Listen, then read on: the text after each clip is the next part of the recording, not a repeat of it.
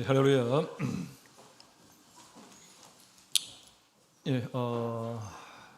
지난 일주일 동안도 하나님께서 우리 성도님께서 가나안에 가기 위해서 꼭 거쳐야 되는 이 광야 생활 힘차고 또 어렵고 바쁘게 지낸 것으로 알고 있습니다. 목마름도 있고 또 더위와 추위도 있는 그런 일상생활 중에서 하나님을 만나러 오셨으니 하나님의 말씀을 통해서 은혜 받으시고 또 하나님의 말씀 통해서 위로받을 수 있는 시간 되기를 원합니다. 주 예수 이름으로 하나님 말씀 증거하겠습니다. 오늘 보아스의 신앙이라는 제목으로 우리 성도님들과 함께 하나님의 말씀 함께 나눴으면 합니다. 룻기서 4장 1절로 끝까지 다 읽어야 되겠지만 11절로 22절까지 말씀만 먼저 읽어보겠습니다. 교독하시겠습니다. 룻기서 4장 11절로 22절까지 제가 먼저 읽겠습니다. 성문에 있는 모든 백성과 장로들이 가로되 우리가 증인이 되노니 여호와께서 내 집에 들어가는 여인으로 이스라엘 집을 세운 라헬, 레아 두 사람과 같게 하시고 너로 에브라스에서 유력하고 베들레헴에서 유명케 하시기를 원하며 여호와께서 이 소년 여자로 내게 구사를 주사 내 집으로 다말이 유다에게 낳아준 베레스의 집과 같게 하시기를 원하노라. 이에 보아스가 룻을 취하여 아내를 삼고 그와 동침하였더니 여호와께서 그로 잉태케 하심으로 그가 아들을 낳은지라. 여인들이 나오미에게 이르되 찬송할지로다. 여호와께서 오늘날 내게 기업 물을 자가 없게 아니하셨도다. 이 아이의 이름이 이스라엘 중에 유명하게 되기를 원하노라. 이는 내 생명의 회복자며 내 노년의 봉양자라. 곧 너를 사랑하며 7 아들보다 귀한 자부가 낳은 자로다. 나오미가 아기를 취하여 품에 품고 그의 양육자가 되니 그 이웃 여인들이 그에게 이름을 주되 나오미가 아들을 낳았다 하여 그 이름을 오벳이라 하였는데 그는 다윗의 아비인 이새의 아비였더라. 베레스의 세계는 이러하니라. 베레스는 헤스론을 낳았고 헤스론은 람을 낳았고 람은 암미나답을 낳았고 암미나답은 나손을 낳았고 나손은 살몬을 낳았고 살몬은 보아스를 낳았고 보아스는 오벳을 낳았고 오벳은 이새를 낳았고 이새는 다윗을 낳았더라. 사사기의 끝이 그 이스라엘에 왕이 없으므로 사람이 자기 속이는 옳은 대로 행하였다라고 끝나 있죠. 근데 이 룻기서의 또 끝은 이새는 다윗을 낳았다라고 하는 새로운 주인공. 어쩌면 룻기서가 향하고 있는 결말에 가까운 것이 바로 이 마지막 절에 있는 다윗을 낳았다라는 말이 아닌가 이런 생각이 듭니다. 오늘 이 룻기서에 등장하는 세 인물들 가운데 가장 중심 인물이라 할 수 있는 이 보아스에 대해서 이 보아스의 신앙에 대해서 한번 살펴보는 시간 갖고자 합니다. 룻기서는 그 영적 암흑기라고 불리우는 이 사사 시대를 배경을 하고 있습니다. 대략 BC 기원전 1150년경이죠.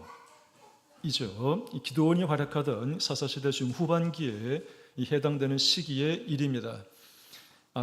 그 암흑기에도 하나님께서 남겨놓은 이 궁상의 별과 같이 빛나는 이 믿음의 선진들을 기록하고 있는 것이 룻기서라는 것이지요.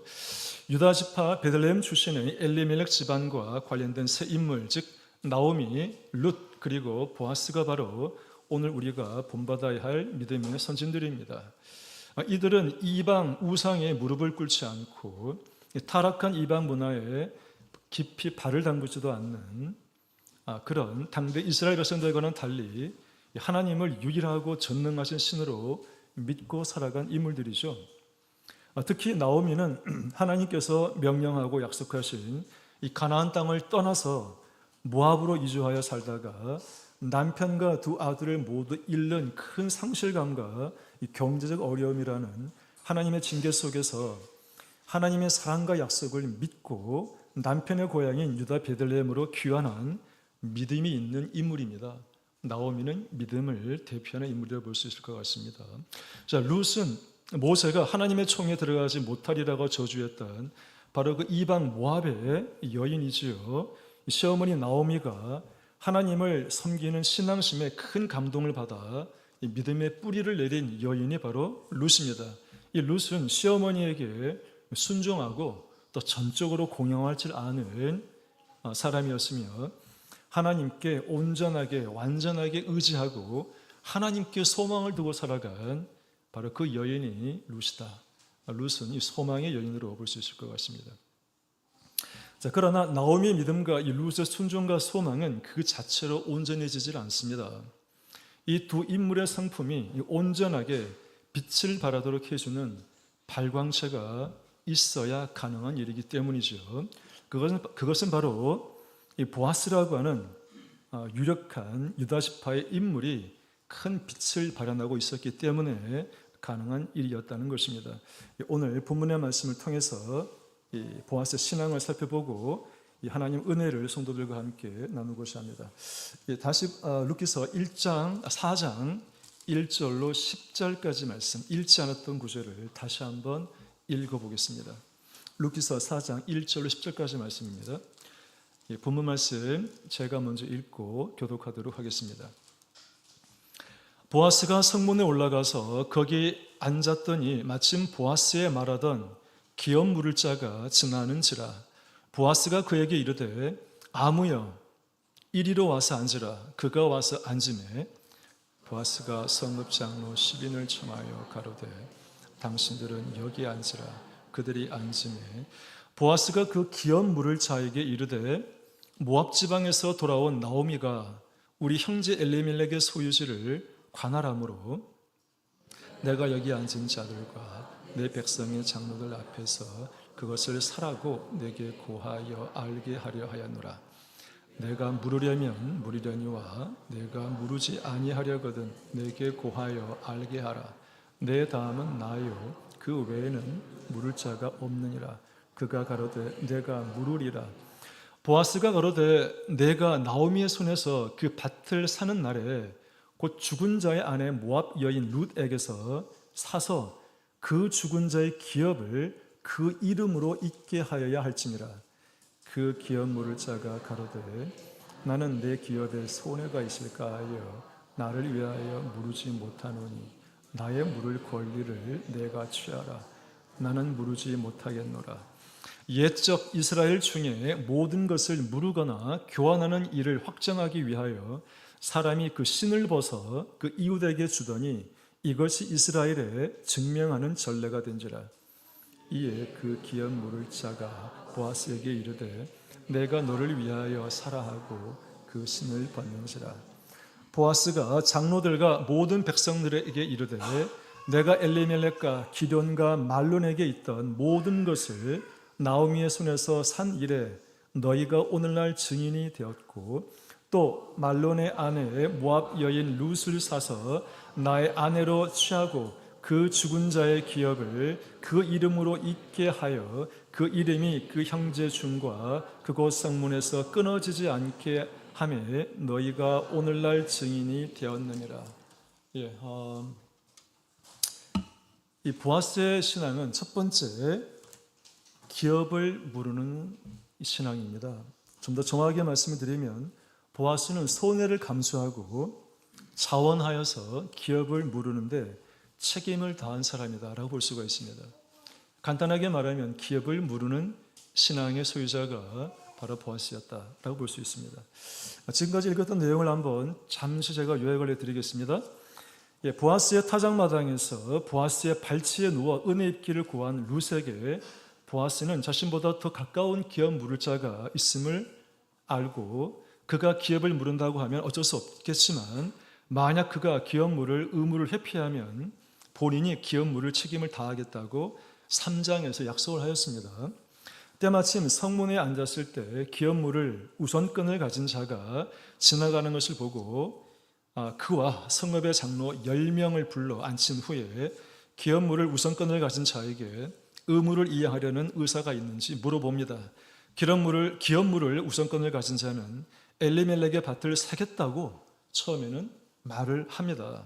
그런데 밭을 살 뿐만 아니라 과부인 룻과 결혼하여서 자식을 낳아야 하고, 그리고 그 기업을 무르고 산 밭을 룻과 결혼하여 태어난 자녀에게 양도하여야 한다는 말에 이 경제적 손실이 명확해지자 율법이 정한 규례를 어기고 기업 물을 책임을 포기하겠다고 선언하게 되는 것이지요.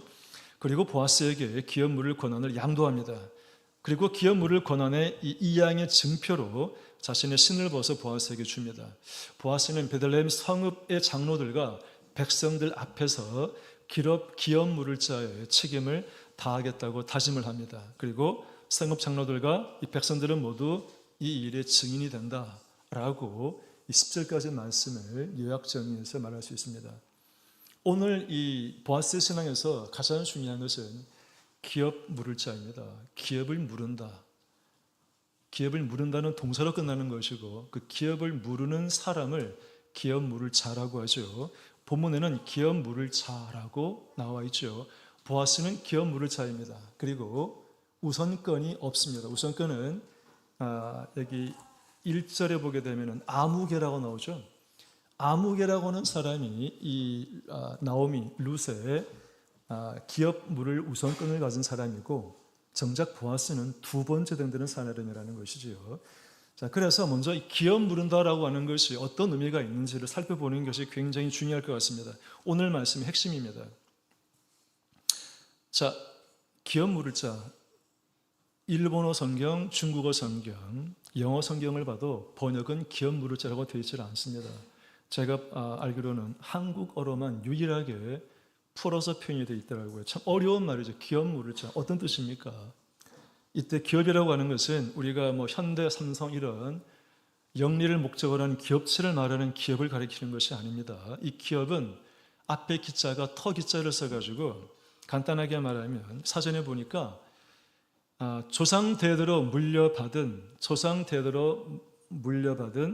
재산이나 그 사업을 기업이라고 합니다. 그러니까 이 조상 대대로 내려오던 그 재산이나 이 어떤 사업을 무른다는 얘기인데도, 무른다는 말도 사실은 어렵죠.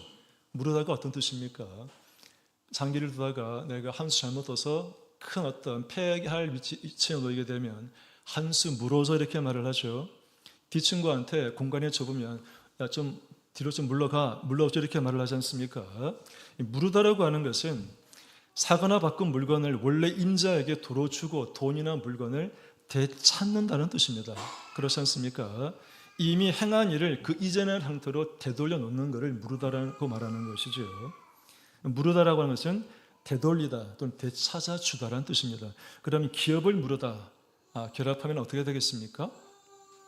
예, 어떤 사정인지는 알 수 없지만 어떤 형편이 나빠진 친척이 조상 대대로 내려오는 재산을 팔고 가까운 친족이 대신하여 값을 지불하여 되찾아주는 것을 기업을 무르다 또는 기업 무르는 사람이라고 말할 수 있습니다. 다시 한번요. 알고 있는 친척이 어떤 불의한 일로 조상 대대로 내려오는 그 기업을 다른 사람에게 팔아요. 본인이 기업이 없어지는 거죠. 그런데 그 사람의 가까운 친족이 나타나서 그 가난해진 사람을 대신해서 돈을 지불하고 값을 지불하고 사서 원래 그 사람에게 돌려주는 것을 기업을 무른다 이렇게 말합니다. 그런 사람을 기업을 무른 자라고 말합니다. 제가 읽어드린 말 속에 중요한 핵심적인 그 단어가 지금 딱 떠오르시면서 연상되는 게 있어야 됩니다. 그죠? 아까 어떻게 말했습니까? 가까운 친족이 그 가난해진 사람을 위해서 값을 지불하고 대신 그 기업을 되찾아주는 것 이라고 말씀드렸지 않습니까? 여러분 누가 떠오르십니까?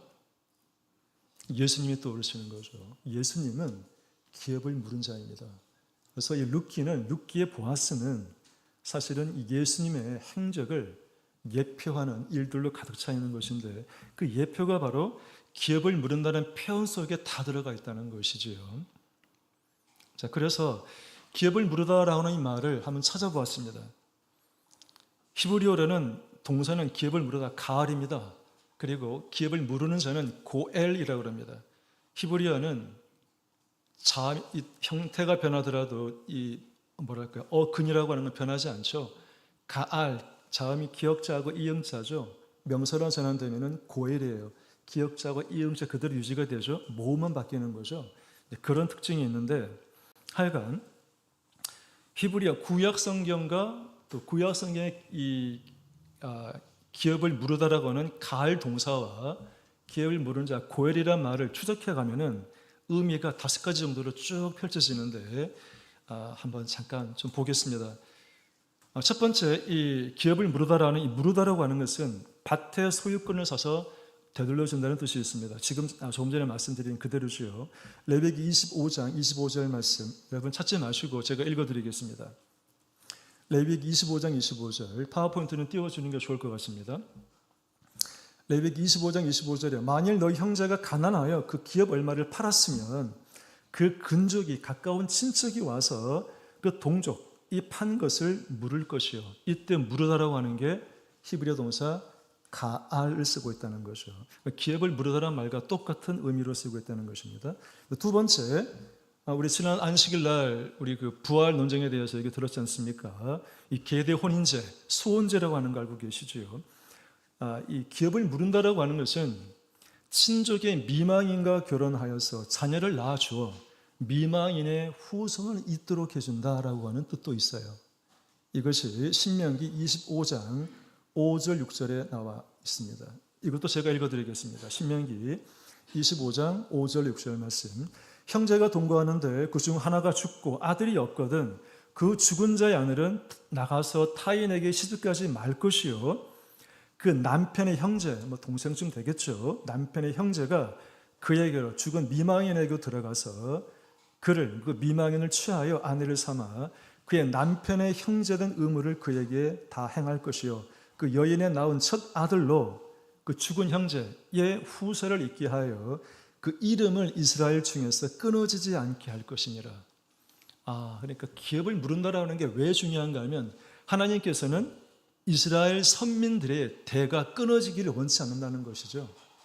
그래서 대를 이어서 결혼한다. 계대 혼인제라고도 하고 수혼제라고 하는 건 이 숫자는 형수 숫자입니다. 형이 죽었을 때 동생은 형수와 함께 결혼한다고 해서 수혼제라고 부르는 것입니다. 그러니까 이 의미를 뭐가 담고 있다고요? 무르다란 동사에 기업을 무르다란 말에 포함되어 있다는 것입니다. 성경 최초의 계대 혼인제를 실천한 인물이 누군지 아십니까? 창세기 38장 8절에 나와 있는 다말입니다. 한번 찾아보겠습니다. 이것은 창세기 38장 8절 말씀 같이 한번 찾아서 읽어보겠습니다. 창세기 38장 8절로 10절까지 말씀인데 보시겠습니다. 다 같이 읽으시죠. 유다가 오난에게 이르되 내 형수에게로 돌아가서 남편의 아우의 본분을 행하여 내 형을 위하여 씨가 있게 하라. 오난이 그 씨가 자기 것이 되지 않을 줄 알므로 형수에게 들어갔을 때에 형에게 아들을 얻게 아니하려고 땅에 설정하매 그 일이 여호와 목전에 악함으로 여호와께서 그도 죽이시니. 많이 읽어보신 내용 아닙니까? 근데 약간 좀 불편하지 않으셨습니까? 그죠? 오난 동생이 형 엘이 죽었어요. 그러니까 아마 그 당시 이스라엘이나 근동에서는 그런 어떤 계드 혼인제에 대한 전통이 있었나 보죠. 그래서 이 동생 오난한테 형수를 이렇게 취해서 그 후서를 잇게 하라고 말을 하는데 이 오난이 정작 사정을 땅에다가 하는 것이 하나님 보시기에 악했다라고 그래서 그를 죽였다라고 되어 있습니다. 어떻게 이해를 지금까지 하셨습니까? 이 기업을 무른다라는 생각을 정확한 개념을 가지고 계시면 이 부분이 좀 이해가 될 수가 있습니다. 아까 뭐라고 그랬습니까? 하나님께서는 선민이 대를 잇기를 원하시고 끊어지기를 원치 않으신다는 거죠. 자, 그런데 이 지금 유다의 이 며느리 다말이 이제 계대 혼인제를 통해서 후손을 갖고자 하는데 오난이 부정한 방법으로 땅에서 정하는 걸로 인해서 하나님의 이 노염을 산 것은 유다를 통해서 누가 나와야 되는가 하면은 하나님의 언약이 실현되어야 되거든요. 유다를 통해 누가 나와야 되는가 하면은 장차 메시아가 나와야 됩니다. 그러니까 유다를 통해서 후손이 나와줘야 되는데 그러니까 셋째 아들 셀라 너무 어리기 때문에 이 오난에게 주질 않은 거죠. 하여간 그래서 하나님의 언약은 이 유다 족속을 통해서 메시아가 나오는 것인데, 그러니까 오난이 그 형수를 취해서 자녀를 낳는 것은 개인의 문제가 아니라는 거예요. 하나님의 언약이 성취되기 위한 하나의 어떤 중요한 행위라고 볼 수 있는 것이지요. 아까 말씀 두 번째는 하나님은 선민이 대가 끊어지기를 원치 않는다는 것입니다. 대가 면면이 이어지기를 원하신다는 것이죠. 자, 그래서 이 계대 혼인제가 이 하나님의 섭리와 계획을 실천하는 중요한 요소로 작용하고 있다라고 볼 수 있는 것입니다. 자, 세 번째, 기업을 물은다라고 하는 것은 친족이 종으로 팔려갔을 때 값을 지불하고 자유인이 되게 한다는 뜻이 있습니다. 레위기 25장 47절 말씀, 48절 말씀 보겠습니다. 찾지 마시지요. 파워포인트만 띄워주세요. 레위기 25장 47, 48 제가 읽겠습니다. 너희 중에 우거하는 이방인은 부요하게 되고 그 곁에 사는 너희 동족은 비난하게 되므로 너희 중에 우거하는 그 이방인에게나 그 족속에게 몸이 팔렸으면, 유대인이 그러니까 가난해져 가지고 이방인보다 가난해져서 몸이 팔렸다는 얘기는 종이 되는 거죠. 내 친족이 종이 되었으면 어떻게 하라고 48절에 말하고 있는가 하면, 팔린 후에 그를 속량할 수 있나니. 속량의 히브리어 어원이 뭐라고요? 아까 말한 가을이에요. 기업을 무르다라는 동사를 쓰고 있는 거예요. 그러니까 팔린 후에 그를 속량할 수 있나, 이걸 다른 말로 하면 어떻게 된다고요? 팔린 후에 그를 물을 것이니, 이렇게 볼 수 있다는 것이지요. 근데 여기서는 속량이라고 하는 말을 쓰고 있는 것입니다. 그 형제 중 하나가 속하거나도 어원은 똑같아요. 속한다는 얘기가 뭐죠? 물러준다는 거예요. 값을 지불하고 종되었던 사람을 자유인으로 만들어준다. 우리 많이 들어봤지 않습니까? 이것도 우리 종되었죠. 마귀의 종되었던 우리가 지금 자유인이 되었지 않습니까? 하나님의 권세를 놓여 하나님의 자녀가 된 것이죠. 누구 때문에 가능한 일이죠? 예수님의 보혈 때문에. 그래서 이 기업을 물은다라고 하는 것은 예수님의 가장 중심 사역을 실현하는 단어다라고 볼 수 있을 것 같습니다. 마지막 네 번째는 친족이 원수에게 살해되었을 때 그 피의 원수를 갚아주는 일, 이것도 기업을 물으다라는 말로 표현하고 있다 그래요. 민수기 35장 21절 제가 읽겠습니다. 원한으로 인하여 손으로 쳐 죽이면 그 친자를 반드시 죽일 것인 이는 고살하였습니다. 피를 보수하는 자가 그 고살자를 만나거든 죽일 것인. 여기에 피를 보수하는 자, 이것도 어원은 고엘이에요. 기업을 물으는 자라는 것입니다. 그러니까 기업을 물은다는 사람은 내 동족이 억울하게 피살되었을 때 그 피살한 자를 어떻게 하라고요? 원수를 갚아줘야 된다는 거예요. 그래서 이 네 번째는 기업을 물은다라고 하는 것은 친족이 원수에게 살해되었을 때 그 피의 원수를 갚아주는 일도 의미가 있다, 이렇게 볼 수 있습니다. 마지막으로 말이죠. 이게 정확하게 말을 하면은 기업을 물으다라는 말은 구속하다, 속량하다, 대속하다, 죄를 속하다, 죄를 사하다라는 말도 다 기업을 물으다라는 말로 대치 가능합니다. 예. 제가 몇 구절 읽어드리고 넘어가겠습니다. 시간 관계상. 출애굽기 6장 6절에 보게 되면, 출애굽기 6장 6절에 보게 되면, 그러므로 이스라엘 자손에게 말하기를 나는 여호와라. 내가 애굽 사람의 무거운 짐 밑에서 너희를 빼어내며 그 고역에서 너희를 건지며 편팔과 큰 재앙으로 너희를 구속하여 어원이 뭐라고요? 기업을 물으다라는 뜻입니다. 이사야 43장 1절에 야곱아 너를 창조하신 여호와께서 이제 말씀하시니라. 이스라엘아 너를 조성하신 자가 이제 말씀하시느니라. 너는 두려워 말라. 내가 너를 구속하였고. 이것도 어원이 뭐라고요? 기업을 물으다. 똑같은 말입니다. 히브리서 9장 15절에 가게 되면, 그러니까 기업을 물으다란 말의 히브리어가 헬라어로 전용되면서 헬라어로 뭐로 번역이 되는가 하면은 속량 또 구속이라는 단어로 똑같이 번역이 이루어지는 거예요.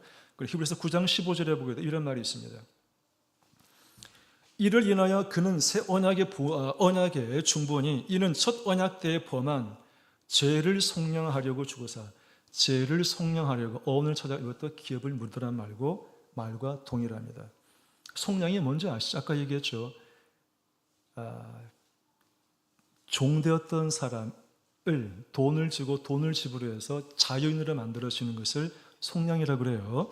자, 그래서 죄를 속량하려고 주고사 부르심을 입은 자로 하여금 영원한 기업의 약속을 얻게 하려 하십니다. 이렇게 되어 있습니다.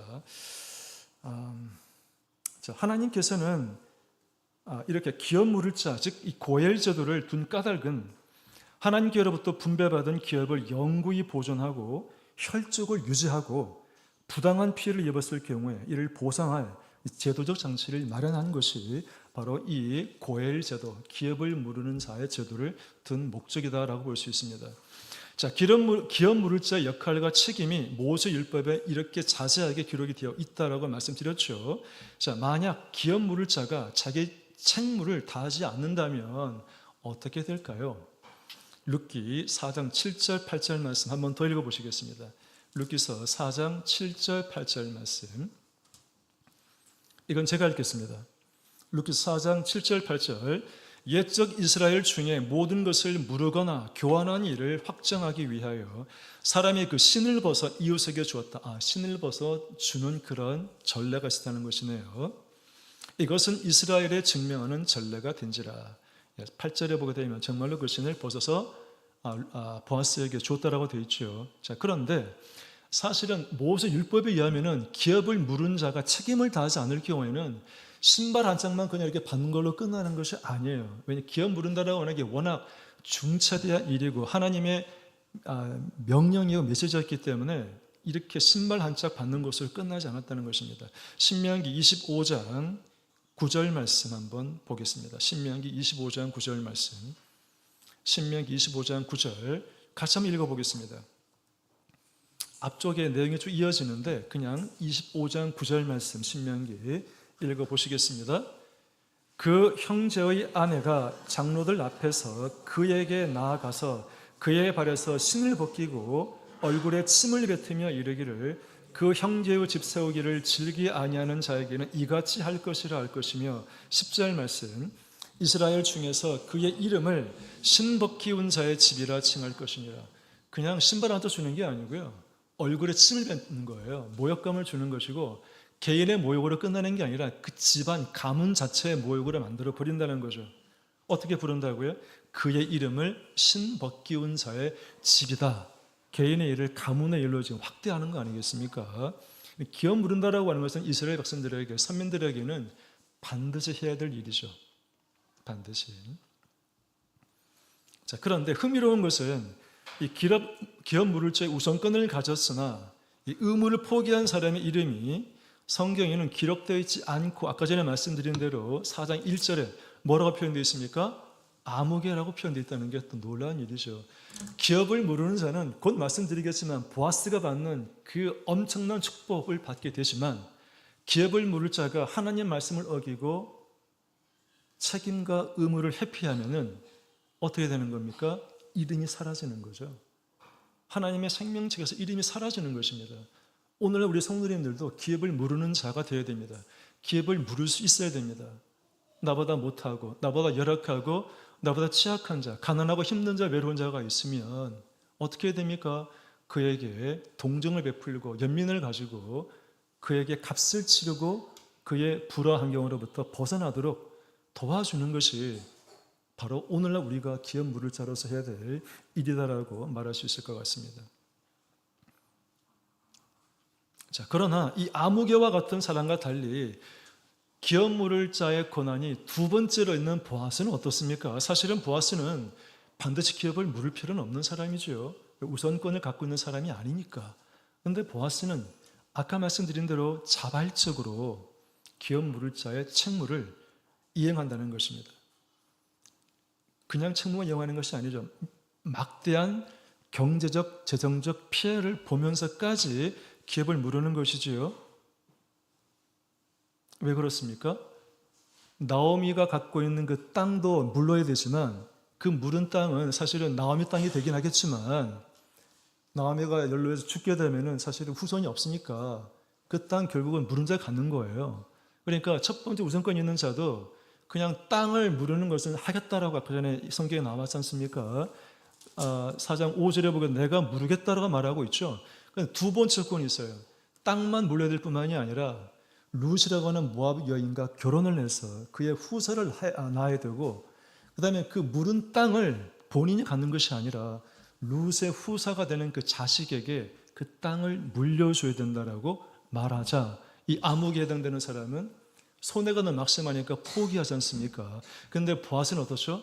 이렇게 경제적으로 재정적으로 막대한 손실을 보지만 그 손실을 본인이 감내하겠다는 것이죠. 왜 그랬을까요? 룻에 대한 연민과 긍휼과 사랑과 헌신과 희생하는 마음이 있기 때문에 그런 거 아니겠습니까? 한마디로 말하면 사랑하는 마음, 숭고한 사랑의 마음이 룻에 대한 또는 나오미에 대한 그 숭고한 사랑이 보아스에게 있었기 때문입니다. 경제적 피해를 감내하겠다는 것이지요. 네. 자, 하나님께서 만들고 모세율법에 기록된 이 기업 물을자 고엘 제도를 가장 명확하게 이해하고 있는 사람은 바로 보아스라고 말할 수 있습니다. 이 보아스는 기업 물을자의 책임을 다함으로써 유다 백성과 장로들로부터 축복을 받는 사람이 됩니다. 이게 보아스의 신앙을 통해 얻는 축복이죠. 베들레헴 유다 백성들과 장로들로부터 축복을 받는 사람이 된다. 이거는 11절, 12절에 나와 있습니다. 11절, 12절 말씀. 아까 우리 읽어봤죠? 시간이 너무 많이 가서 제가 요약해서 말씀드릴게요. 첫 번째, 어떤 축복의 말씀을 듣느냐? 본인은 엄청난 손해를 봤지만 이 베들레헴의 땅에 살고 있는 장로들과 백성들로부터 큰 축복의 말을 듣죠. 첫 번째, 라헬과 레아와 같은 사람이 되게 해달라고 하는 축복을 받습니다. 라헬과 레아가 누굽니까? 야곱의 아내죠. 그리고 자녀를 많이 낳았죠. 이스라엘 12지파의 어머니가 되는 게 누굽니까? 이 라헬과 레아 아니겠습니까? 이처럼 룻도 자녀 출산의 축복을 받아 이스라엘 민족의 어머니와 같은 역할을 해달라고 하는 염원으로 이런 축복의 메시지를 주었다. 두 번째, 보아스에게도 축복의 말을, 축복의 이 기도를 해 주었죠. 보아스는 에브라스에서 유력하고 베들레헴에서도 유명한 사람이 되게 해달라고 축복의 기도를 해 줍니다. 누가요? 베들레헴 성 사람들과 장로들이. 왜? 보아스가 기업 물을 자의 책무를 너무 완벽하게 이행했기 때문입니다. 사실 보아스는 룻기 2장 1절에 보게 되면 이미 유력한 자라고 되어 있어요. 이미 유명한 사람이에요. 그런데 그 베들레헴 이 성의 이 백성들이 다시 한 번 더 강조하고 있는 것은 지금의 유력함과 유명함보다 더 유력하고 또 유명한 사람이 되게 해달라고 기원해 주고 있다는 것이죠. 또한 이 보아스에게 축복의 말을 한 가지 더 합니다. 뭐라고 했습니까? 다말이 유다에게 낳으신 베레스의 집과 같이 되게 해달라고 축복의 말을 합니다. 아까 우리 다말과 유다의 관계 얘기했지 않습니까? 시아버지 유다를 통해서 유다와 며느리 다말이 관계를 해서 거기서 자녀가 태어나는데 베레스가 태어나죠. 베레스와 셀라가 태어나는데 이제 베레스가 물론 어쨌든 뭐 홍사를 붉은 실을 묶었는데 이게 나왔다가 먼저 들어가고 뒤에 베레스가 나온 거 아닙니까? 베레스가 장자였던 그런 위치를 차지하게 되는 것이죠. 이렇게 베레스를 통해서 어떤 일이 또 이루어지죠? 유다 지파가 번성하게 되는 출발점이 되는 거죠. 그래서 또 사실 이 베들레헴도 어느 지파에 속해 있습니까? 유다 지파에 속해 있는 거 아니겠습니까? 맞죠? 그러니까 베들레헴에 있는 이 유다 땅에 이 보아스가 이 가장 이 베들레헴에서 이 마치 유다가 다말을 통해서 후손을 번창하는 그런 유다 족속의 아버지가 되었던 것처럼 이 보아스도 그런 후손을 많이 두는 그런 그 가정의 사람이 되기를 축복해 준 것이라고 볼 수 있습니다. 자, 세 번째, 보아스는 이런 유다 베들레헴 장로들과 백성들로부터 축복의 기도를 받았을 뿐만 아니라 이 보아스는 기업 물은 자로서 하나님 구속 사업 완성에 기여한 경건한 사람입니다. 하나님의 구속 사업 완성에 기여한 경건한 사람. 자, 왜 그렇습니까? 이게 13절로 22절까지 말씀 때문에 그런 것이지요. 아까 읽어보았습니다. 읽지 않겠습니다. 제가 요약 정리해서 말씀드리겠습니다. 나오미의 기업을 물을 우선권자가 책임을 포기하자 보아스는 물질적으로 손해가 확실하고 이익될 것이 없었지만 이 현숙한 여인 룻에 대한 연민과 애정 때문에 나오미의 밭을 사서 엘리멜렉과 말론의 유산으로 남겨주고 모압 여인 룻을 취하여 자기 가문이 아닌 이 엘리멜렉과 나오미의 가문의 대를 이을 아들을 낳아주는 헌신과 희생으로 책임을 다합니다. 베들레헴 여인들은 이러한 숭고한 사랑의 마음을 품은 이 보아스가 낳은 아들, 보아스가 아들을 낳았죠. 그리고 15절에 보게 되면 7 아들보다 귀한 자부 룻이 낳은 아들, 이 아들은 룻도 낳았다고 되어 있고요, 보아스도 낳았다고 되어 있고, 그 다음에 나오미도 낳은 아들이라고 되어 있어요. 이 아들이 보통 아들이 아니에요. 새 주인공의 축복을 다 받고 태어난 사람이 바로 오벳이라고 하는 이 후손이라는 것이지요. 자, 그리고 지금 말씀드린 이 오벳을 통해서 누가 태어납니까?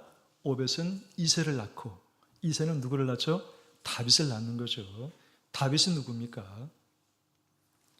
이스라엘의 가장 위대한 왕으로 불리는 사람 아니겠습니까?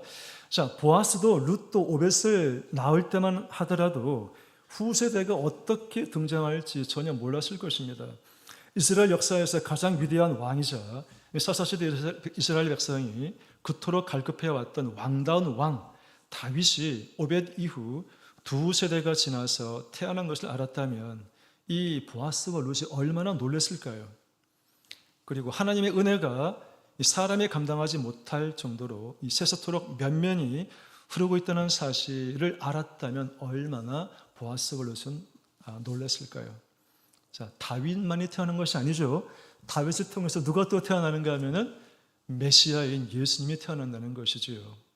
예수님이 태어나는 것은 뭡니까? 하나님의 구속사역의 정점이죠. 하나님 구속사역의 정점은 메시아가 등장하는 것입니다. 메시아 등장에 가장 큰 기폭제 역할을 하는 사람이 누굽니까? 보아스 아니겠습니까? 보아스는 그래서 하나님의 구속사역을 완성시킨 그런 완성에 기여한 그런 인물이라고 평가할 수 있을 것 같습니다. 경건이 어떤 건지 알죠? 야고보서 1장 27절에 보게 되면 경건이라고 하는 것은 세속에 물들지 않는 것은 소극적인 경건이고요. 적극적인 경건은 과부와 고아를 돌아보아 지켜주는 자가 진정한 경건한 자라고 되어 있습니다. 따라서 이 두 가부 나오미와 룻을 돌봐주고 거둬준 기업을 물러준 이 보아스는 경건한 인물이면 분명한 사실인 것 같습니다. 오늘 우리는 룻기 4장을 통해서 이 보아스 신앙을 살펴보았습니다. 보아스는 손해를 감수하고 자원하여 기업을 물으는 책임을 다하였고 희생과 헌신, 긍휼과 연민, 숭고한 사랑을 실천한 인물입니다. 그래서 사람은 물론 하나님께 인정과 복을 받고 하나님의 구속사역 완성에 기여한 경건한 사람입니다. 한마디로 말하면 보아스 신앙은 기업을 물으는 신앙이라고 말할 수 있습니다.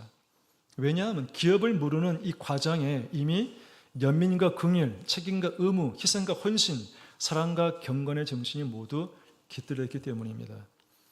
자, 그런데 기업을 물은다는 말 속에는 가까운 친족이 대신하여 값을 지불하여 되찾아 준다는 뜻만 있는 것이 아니라고 말씀드렸죠. 이 기업을 물으다는 말 속에는 구속하다, 속량하다, 대속하다라는 뜻이 모두 포함되어 있다라고 하는 것을 서두에서 말씀드린 바가 있습니다. 자, 요한복음 5장 39절에 보게 되면 뭐라고 되어 있는가 하면 너희가 성경에서 영생을 얻는 줄 생각하고 성경을 상고하거니와 이 성경이 누구를 증거하는 거라고요? 곧 내게 대하여 증거하는 것이라. 구약 성경은 예수님을 증거하는 것이라고 예수님께서 요한복음 5장에서 말씀하셨어요.